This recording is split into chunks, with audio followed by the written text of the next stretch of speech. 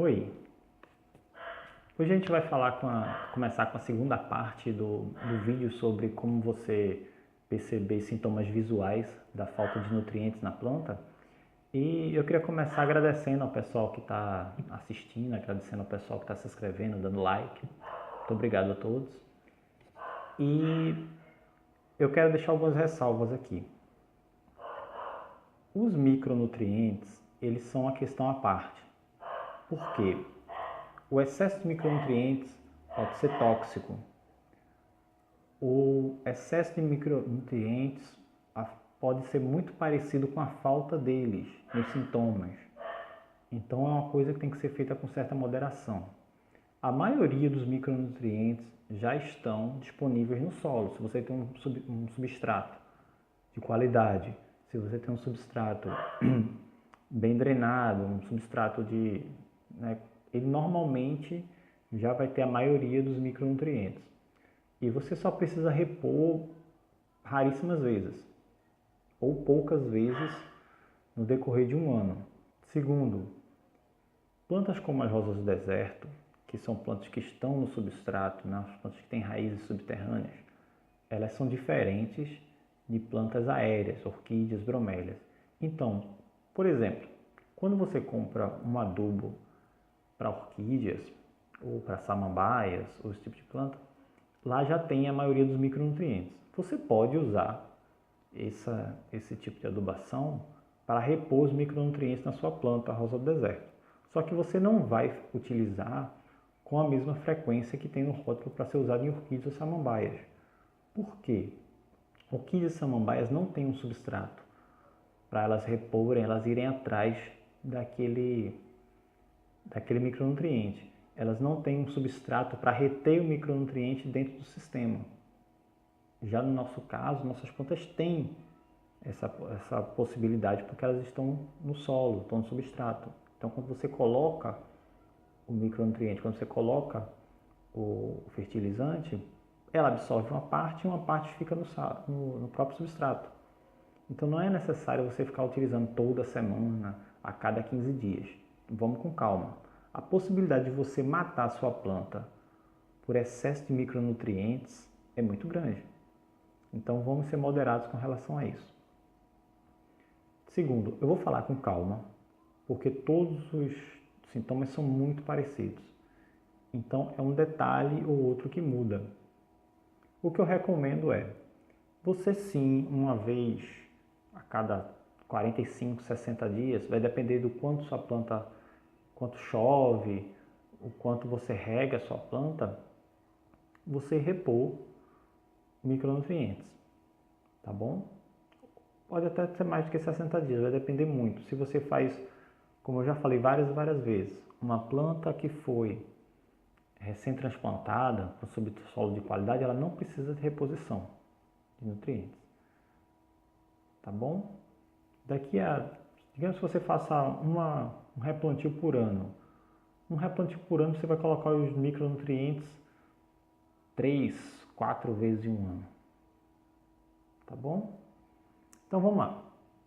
Os micronutrientes são ferro, zinco, cobre, manganês, molibdênio e boro. Quase que eu esqueço do boro. Cada um deles, a maioria deles, tem os sintomas nas folhas mais novas. Você lembra como eu expliquei para vocês? Vocês contam as 5 primeiras folhas, as 5 primeiros pares de folhas são folhas novas e as subsequentes são folhas maduras, são folhas que já atingiram seu tamanho máximo e tudo mais. A maioria dos micronutrientes, aparecem seus sintomas na parte aérea, na parte mais alta da planta, na parte mais jovem, tá bom? Quando não nas folhas, aparece no próprio ápice de galhos, própria ponta dos galhos. Então vamos lá? Eu vou começar pelo ferro. O que acontece quando a gente tem deficiência de ferro? Hoje eu vou usar de novo um ramo de roseira e eu tenho algumas folhas de rosa do deserto para poder explicar bem para vocês, tá bom? O que acontece? Quando tem deficiência de ferro, ela aparece com o amarelamento das plantas, das folhas mais jovens. Ele começa a amarelar e as nervuras continuam verdes. Só que o ápice não se desenvolve bem e as folhas ficam menores. Como é que eu vou explicar isso? Assim.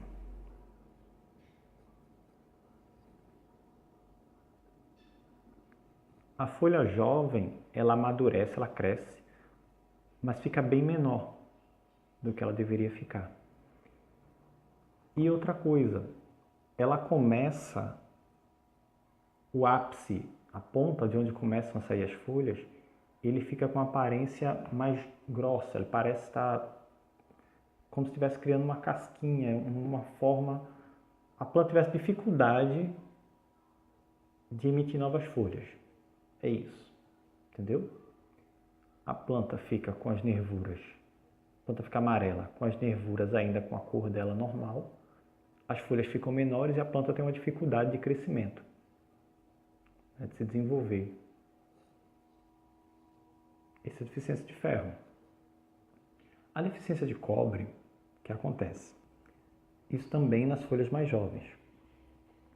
A planta, ela começa a enrolar, mas não enrolar nesse formato, como acontece com o cálcio. Ela enrola no comprimento, ela fica mais estreita. Vocês podem ver aqui. A margem dela começa a ficar amarelada, só que voltada para dentro assim. Entenderam? Ela fica com as bordas amareladas, começa a amarelar a parte das pontas, e a planta fica com a folha curvada. Deixa eu comparar com a folha daqui. Deixa eu ver uma folha saudável.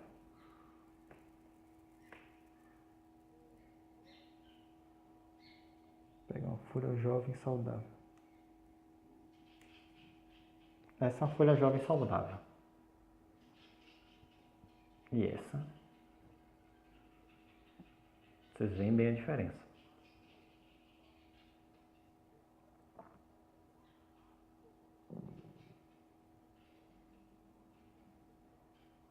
Tá bom? Essa aqui é a deficiência de cobre. Outra coisa, a folha cai com mais facilidade. Agora a gente vai falar do manganês. O manganês, ele tem um sintoma muito parecido com o do enxofre, tá? Só que acontece nas folhas jovens. É esse amarelamento das folhas jovens, mas as nervuras continuam verdes. Começa a aparecer pontos de necrose. Deixa eu ver se eu consigo mostrar um aqui. Aqui embaixo. Começam a aparecer pontos com necrose. Ou seja, ela fica amarelada, com as nervuras verdes, e começa a aparecer pontos de necrose. Isso é um sintoma da manganês, da falta de manganês. O que a gente vai falar agora? Até pulei, né? Não devia ter falado. Deficiência de zinco. O zinco tem duas formas de você... Existem duas coisas bem claras no zinco. O zinco, primeiro, ele tem uma... As folhas ficam menores. A questão dele não é tanto a necrose, ou não é tanto a clorose, né? O amarelamento das folhas. O zinco, você percebe, porque além das folhas ficarem menores, ele tem um maior espaçamento entre os nós. O espaço entre uma folha e outra se torna mais curto. A planta começa a emitir folhas mais próximas uma da outra. Mais ou menos assim. Vocês estão vendo como é muito perto?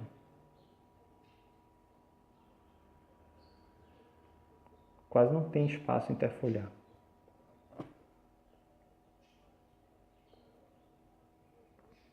Que é diferente. Mesmo essa planta daqui sendo mini, vocês podem ver que ela tem um espaço amplo.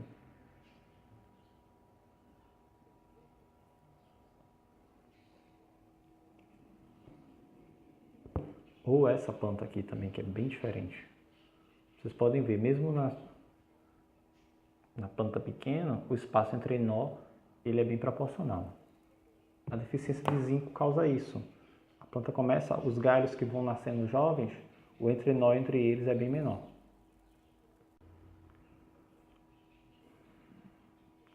O molibdênio.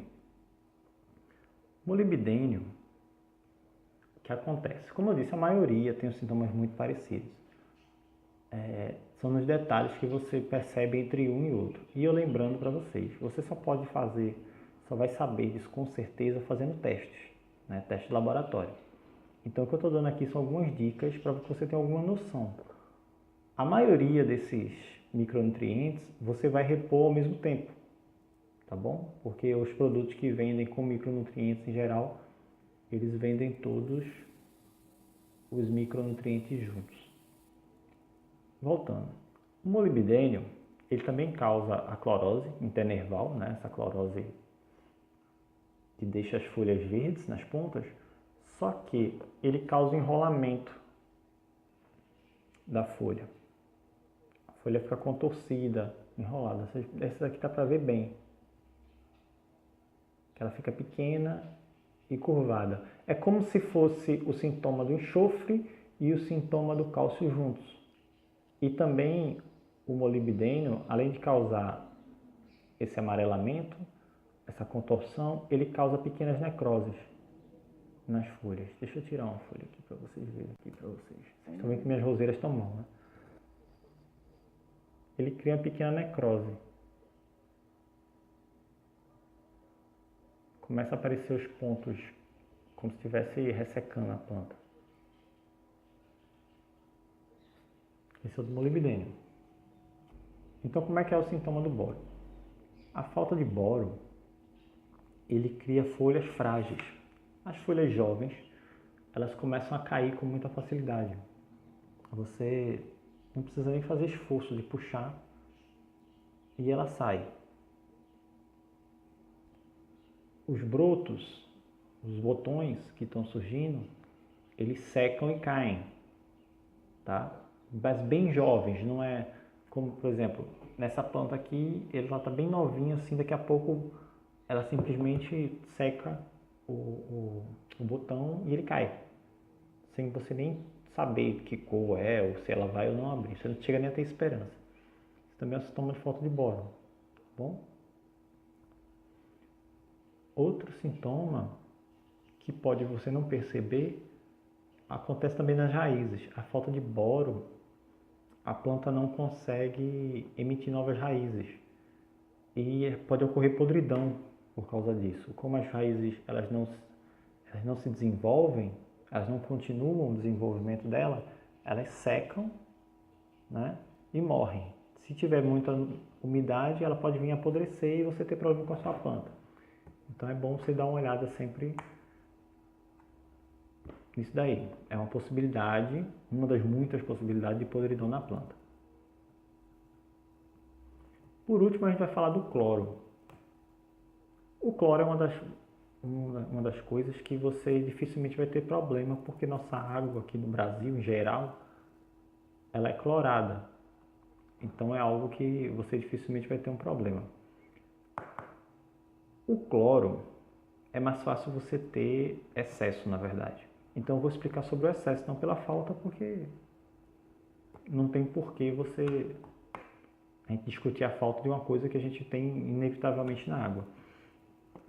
O excesso de cloro causa isso aqui. Ele cria uma clorose e ele queima a ponta da folha.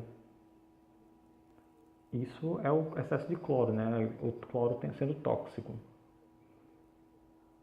Normalmente, por que a planta faz isso? A planta pega esse excesso de cloro que ela está tendo e ela joga para as folhas para descartar. Pode acontecer na ponta, como é o caso aqui, como pode acontecer a parte das margens. Então, fazendo algumas comparações para vocês. Uma folha saudável, uma folha com clorose. Uma folha jovem com deficiência de cobre. Enroladinha.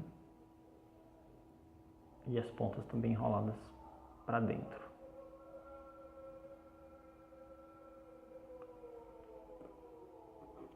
Uma folha jovem com deficiência de manganês.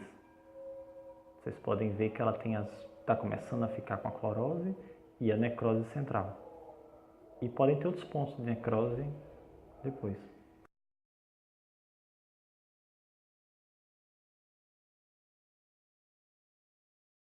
Então essas foi as que deu para comparar, tá, gente? Que eu tinha de rosa do deserto. Então espero que vocês tenham gostado. Essas foi o que eu consegui reunir. As folhas e os frutos. Qualquer coisa vocês podem pedir, fazer perguntas aqui nos comentários, tá? Que eu respondo para vocês. Sempre que eu acho, que às vezes eu não acho a pergunta, mas eu estou sempre procurando para ver se tem alguma pergunta nova em vídeos, até dos vídeos mais antigos. E como eu disse para vocês, tomem cuidado. Eu sei que é empolgante você ver um vídeo, né, falando sobre falta de nutrientes e tudo mais. Como eu falei no vídeo anterior, exige muita prática. Você tem que ter uma planta saudável para poder conseguir fazer a comparação. Na dúvida, é sempre bom você usar o fertilizante e adubação com moderação, tá bom? O ideal sempre é adubar o solo, dá preferência à adubação para o solo. Não exagere com micronutrientes, porque eles são tóxicos. É muito fácil você...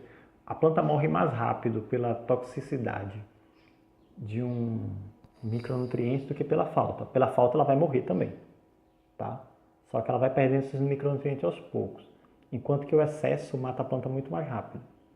Então sim, uma vez, a cada 2 meses, você aplicar um micronutriente vai fazer bem. Agora, toda semana ou a cada 15 dias é muito complicado, tá? Como eu disse, por exemplo, o boro. O boro, ele em excesso, ele causa os mesmos problemas que ele causa a falta. Ele vai causar secamento das folhas, da raiz, ele vai causar podridão, complicado. O zinco é a mesma coisa. O zinco ele também atrofia os entrenóis. Então o ideal é sempre aquela moderação. Um solo saudável, um solo bem equilibrado é muito melhor do que você tentar ficar corrigindo o tempo todo. E é isso. Fica aí a dica para vocês. Espero que tenham gostado, tá bom? Então até o próximo vídeo. Tchau.